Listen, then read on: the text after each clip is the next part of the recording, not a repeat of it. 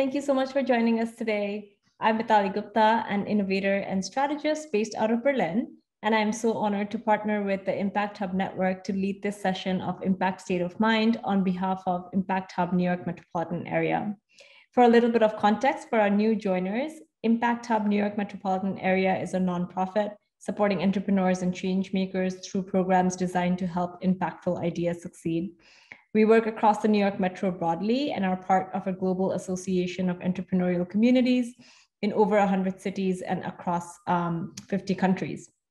Impact State of Mind is a virtual series created to support innovators and connect the impact community. These sessions are really a way for entrepreneurs to connect digitally and internationally on topics that are at the forefront of social impact today.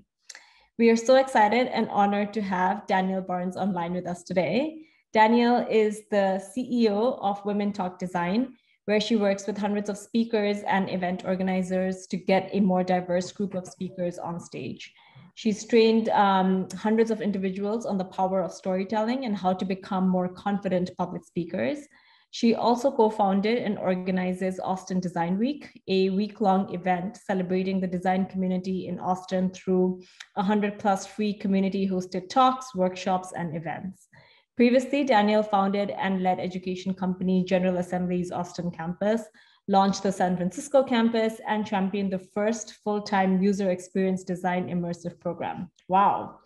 Danielle lives in Berkeley, California, and volunteers with CreativeMornings Oakland, a monthly lecture series for the creative community. I took my one of my first public speaking workshops at Women Talk Design, and I remember the workshop being a super supportive, powerful, and most importantly, a safe environment to encourage public speaking. So I'm very excited to have Danielle here with us today to hear about how her work has grown and evolved since then.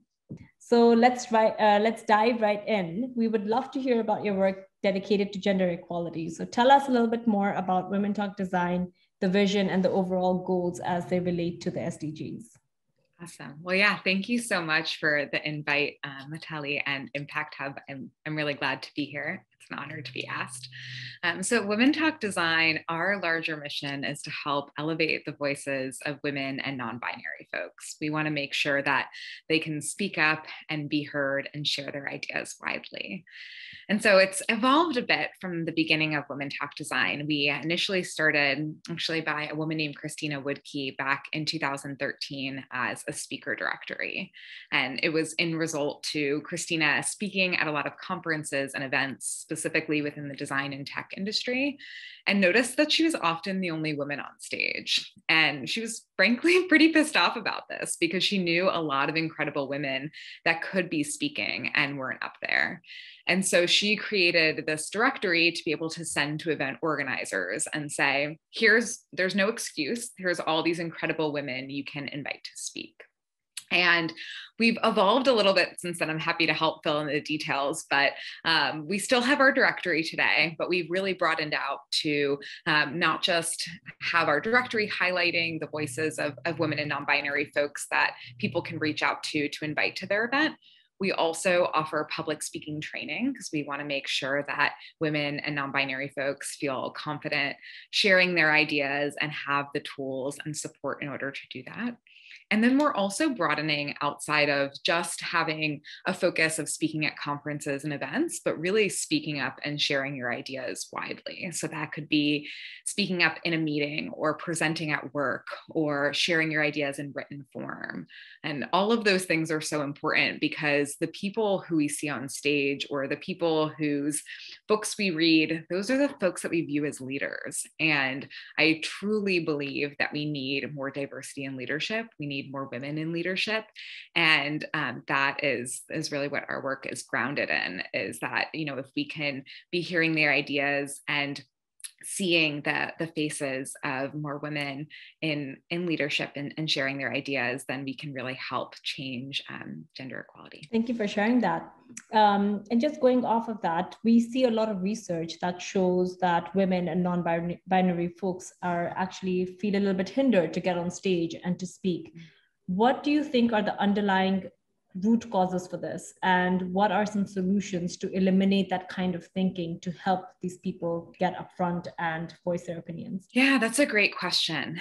So in 2017, we had two design interns that were working on Women Talk Design, Jennifer Kim and Melissa Kim. And they conducted research and interviewed event organizers and women speakers to figure out, kind of this question, like why aren't there more women on stage? And one of their big insights was that women were actually saying no to speaking much more frequently than men. And they published an article called The 7 Reasons Why Women Say No to Speaking and What You Can Do About It. And in that, it was a mix of reasons. Part of it were things that events and organizers could be doing better to set up more safe, supportive spaces for women. And then part of it was, things around how we can help support women feel more confident and want to share their ideas. So those were things like impostor syndrome and maybe feeling like, am I even qualified to be up here? I think so many people know the stat of like, a man can be 60% qualified for a job and apply for it. And a woman might be 95% qualified and think, I'm not 100%, I can't apply. And I think that came up a lot when it came to speaking on stage as well. There were also things like worrying about or, having to consider caretaking or other things within their schedule that they, wanted to make sure to check all these boxes and pieces first. Part of it was safety, wanting to make sure that they were going to be safe at this event that they were going to. There are incidences of harassment that happen both, when you're speaking and through Q&A and through the attendees, but also, just at the larger event. There was concern around the pay gap. There's, many instances of, both not just women getting paid less than men, but also, of course, like Black women getting paid a lot less than white women than white men. And these are, I often think that conferences are kind of a microcosm for the workplace, because a lot of these issues we hear about in the workplace at large, and those are still showing up at events. And so with Women Talk Design, we wanted to do two things. We wanted to both make sure that event organizers knew about these issues so that they could create safer spaces and make sure that they're paying their speakers fairly and kind of helping address these issues. But we also wanted to make sure women and non-binary folks and attendees of the event knew about this as well, so they could advocate for themselves and make sure that they're supporting events that are really helping support individuals, or supporting events that are focused on really making sure that they're supporting everyone. I would say, just kind of a quick note to that, we have, since we published the 7 Reasons Why Women Say No, have adjusted it quite a bit. Initially, the scope was really only focused on gender. And we've learned a lot over the years that you really can't look at gender in a silo. Intersectionality is so important. And so, as we've spoken to more women and non-binary folks about how their race comes into play, how their disability comes into play, we've, extended those reasons to be, not just about not being afraid of being the token woman, but being afraid of being the token anything, right?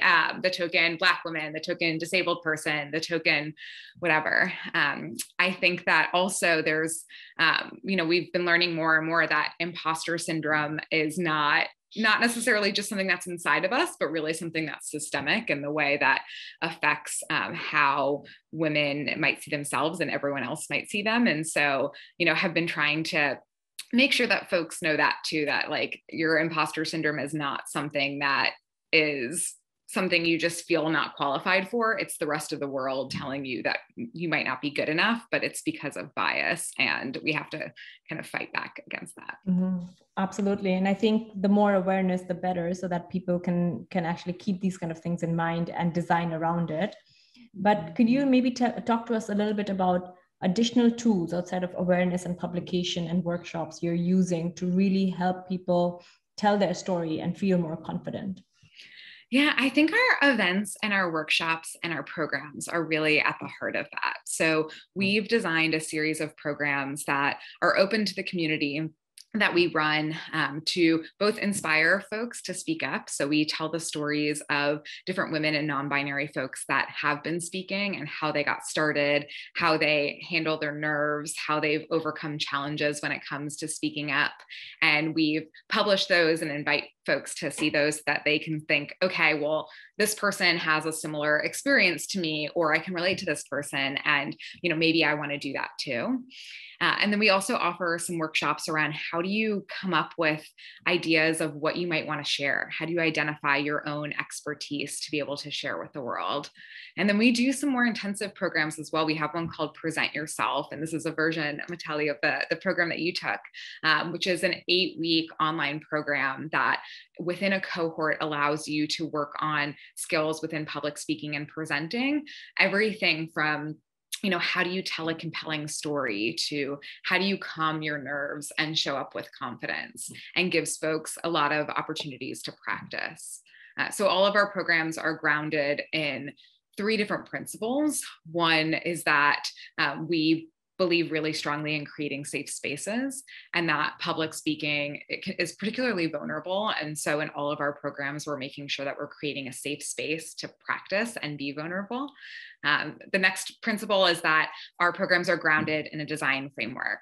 So Christina Woodkey, the founder of Women Talk Design, has a design background and teaches design. And so we use some of that as inspiration for teaching public speaking. And then finally, we really emphasize community. So truly believe that alone, it's so much harder to, overcome some of those barriers, and really make sure to, have folks realize that they need to bring other people in to cheer them on, to help advocate for them, and to help make them a better speaker. Mm-hmm. Thank you for sharing all that. In my experience, at least growing up in education, I did not see, and I'm asking you this question because you have some background working with General Assembly and in the education space.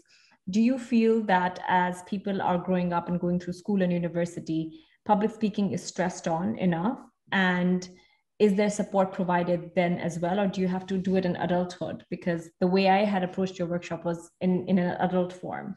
And that is difficult when that's not honed into you as a child. How do you view that? And did you do anything around that when you were working at General Assembly? That's a great question. I think a lot of times, and I'm not as well informed of, global education kind of standards and what's being taught, but I think that folks in general are told to present. So you have to present even when you're younger, maybe your book report or something like that. But as you mentioned, there's not really the training or support for it. So you're kind of put in the situation that maybe you're terrified and something goes wrong and you might be scarred from it. And then, as you have to continue to present going on, you just develop more and more nerves when it comes to it, rather than learning how to handle those nerves and how to feel more confident presenting. So I think unless you took maybe improv classes, improv really helps with public speaking. So maybe if you took some of those in high school, or if you're someone who was in debate or, did some other type of public speaking specific activity, then you would have gotten that. But I think in general, it doesn't really seem to be there. And I think the challenge with that is that the fear or the anxiety around it can really compound when you're put in those situations without having the proper tools to do it. So I do think that it's such an important skill. I know General Assembly, I no longer work there, but still have good relationships. And they've brought me in for a couple of their programs to teach some basic public speaking skills to their students that will have to present their presentations. So I think that it's something that more people are thinking about now, but I would love to see it, everywhere in education starting now. Thank you for elaborating on that. Shifting gears a little bit, you talked about the general trends that we are seeing in research as to why people are a little bit afraid to come on stage. But can you highlight some of the unique challenges that you're seeing, maybe across cultures or across generations, across women or non-binary folks, younger and older, in leadership positions versus not in leadership positions? How do you see those changes across different cultures, age, etc.? And what are some tools designed for those nuances? Yeah, I have to tell you, we did this workshop recently with an instructor, Alla Weinberg, and it was called Say What You Want to Say. And it was focused on not the normal type of presenting where you have, your presentation and you're standing there and delivering this presentation, but really about speaking up and maybe in a meeting or in a one-on-one situation wanting to say something and what stands in our way and how to get past that. It was all women in the group. It was women who, some of them were immigrants, some of them English was not their first language.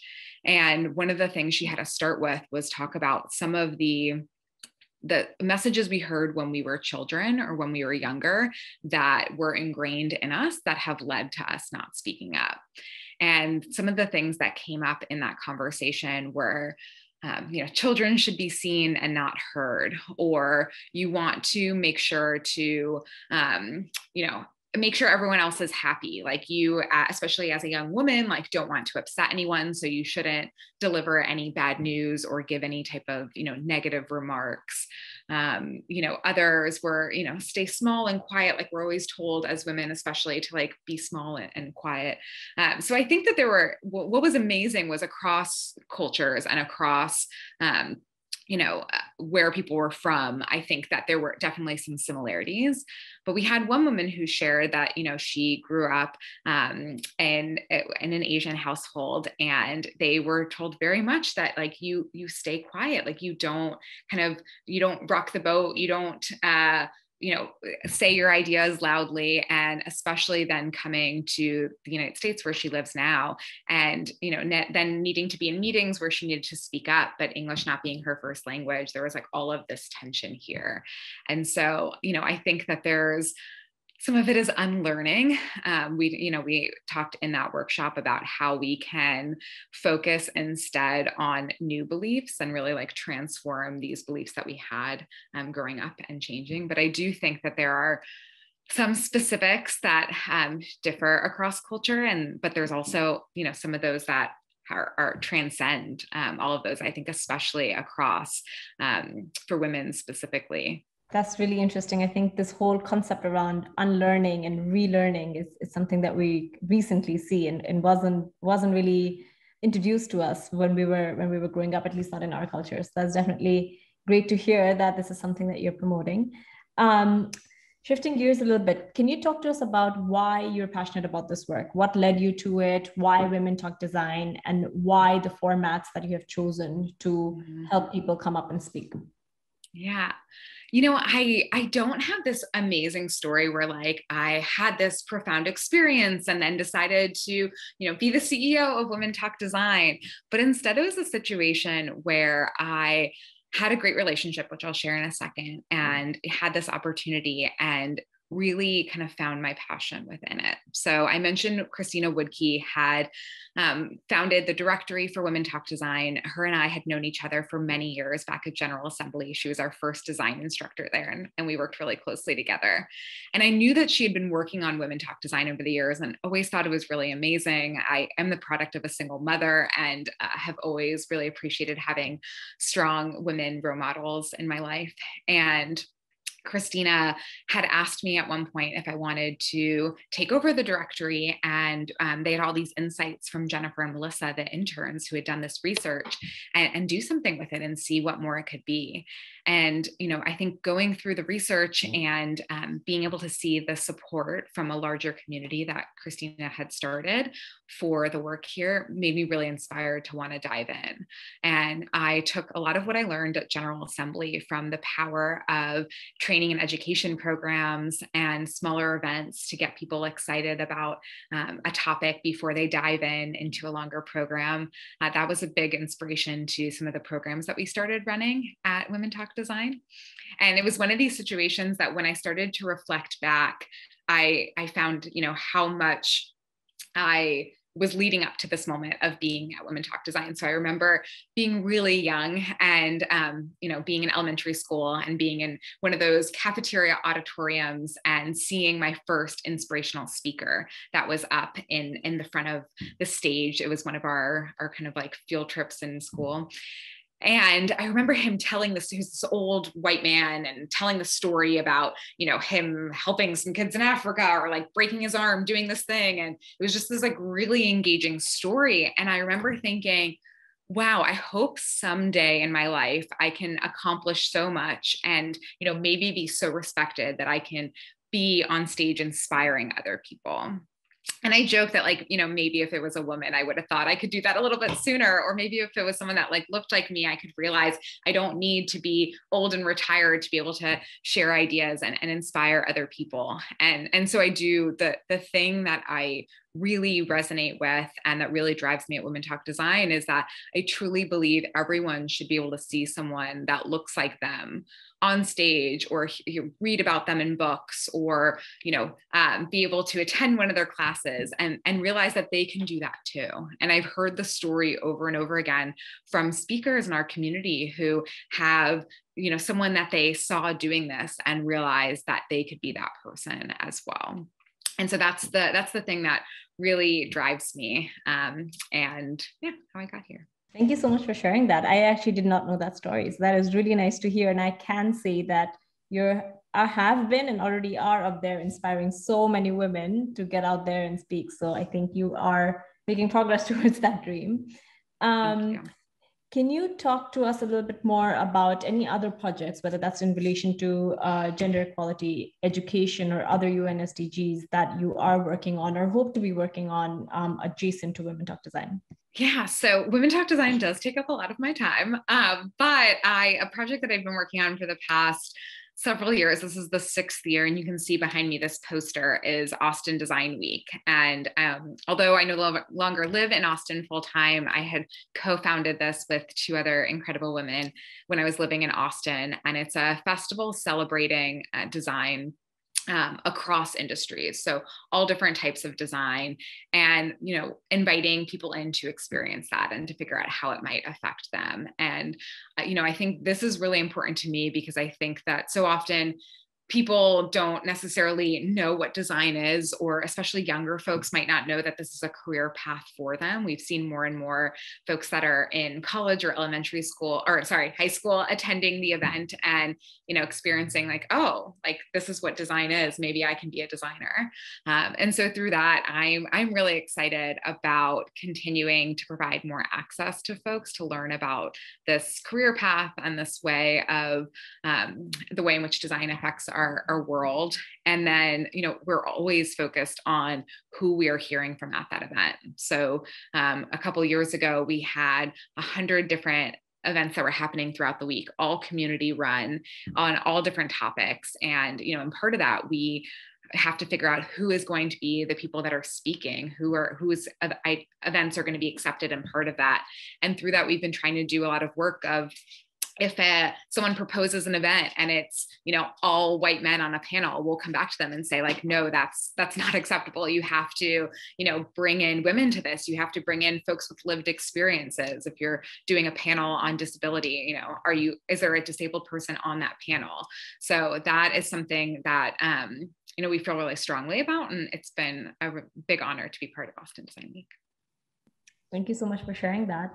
One question, I think this one might be interesting because I'm not sure if you've done work with this, but obviously you've highlighted that you work mainly with women, but a lot of times we see problems where, you know, men are sometimes excluded from the solution and they need to be part of the solution as well. Do you work with men who might have this similar issue where they want to speak up a little bit more, and what does that look like? And do you design for them in a similar way, in a different way? What is your thought? Yeah, that's a good question. So a lot of our community programs are focused on women and non-binary folks, but we actually do corporate trainings as well. So this is what helps fund Women Talk Design, is we do trainings within corporations that hire us for public speaking. And we leave it up to them if they want to just have it focused on women and non-binary folks or open it up to everyone. And we have had folks that have opened it to everyone. And, you know, I think that the men have taken that program, have found it really beneficial. And one of the things that we share as well is make them aware of the problems that women and non-binary folks face, so that they can, you know, help be advocates as well for, you know, if they're realizing that, you know, who they're citing in their presentations that they're giving. That's something we talk about, is like, who are the people whose voices you're uplifting? And yeah, I mean, I truly believe that everyone should be able to speak with confidence. And, I tell them that as well. And I think part of it is making sure that you lift other people as you rise. So I don't think we design anything different about those programs. I do think that one of the things that's really important is setting up that safe space. And so really making sure that we have a set of norms that we all agree to before we get started. In some of our programs, when we've just had women, we've had women share like, I already feel inherently safer because I'm just among women. Whereas, when you're opening it to all genders, that dynamic changes a bit. But I do, I'm always happy to have anyone part of our programs. And ultimately it's our funding, our goal in helping provide these community programs to support more women and non-binary folks, and making everyone more aware of the problem so that they can, help be part of the solution. What do you think is missing from the community today that you would like more support on to help with your work? And how can the community get involved if they would like to? Oh man, there's so many things that we want to be doing. I think that's one of the areas when we think about what we could be doing at Women Talk Design, there's so many focus areas. I think one of our big ones that I think most organizations are always thinking about is funding. So, as I mentioned, a lot of our funding comes through corporate partnerships, through sponsorships or corporate training. So if, anyone knows anyone that is a part of an organization that might want to support our work, I would love for them to get in touch. I think in ways to get involved, there are events that we're hosting every month. You can go to womentalkdesign.com and head to our training and events page. We also have a private digital space for women and non-binary folks that's free to sign up for, where individuals can ask questions, offer advice, share speaking opportunities, celebrate wins. And so I invite any women or non-binary folks watching this to be part of that. You can find that on our website as well. And then I would say subscribe to our newsletter, because we're always sharing different initiatives that we're working on, or things to read or learn about. And so that's another great place to stay engaged and kind of figure out where to go from there. And there's a link to that on our website. Great. Thank you so much for sharing that. I'm going to dive right into the audience questions. So here we have someone asking, if you're comfortable sharing this, what was your most memorable moment from your journey to where you are today? And also, what advice would you give a young person to help build more confidence and to inspire? Yeah, one of my really memorable moments, this is when we were doing a 2-day public speaking workshop, and we had a really amazing non-binary mixed race individual who was part of the workshop, who had shared that they used to speak a lot, and in the recent years, and this might have been after they came out, kind of like went back more in their shell and hadn't been speaking as much. And on the second day of the workshop, which is when you present, they weren't there in the morning. And I was a little concerned because I wanted to make sure that they can continue with the program and finish everything up. And so I sent them a message and was like, where are you? It's presentation day. And they wrote back to me and said, my mind was telling me that I couldn't do it and that I wasn't good enough, but I am remembering what you said to show up anyway. And I'm sorry I'm late, but I'll be there soon. And they started to deliver their final presentation. They were the last one to present because they were late. And they froze about partway through.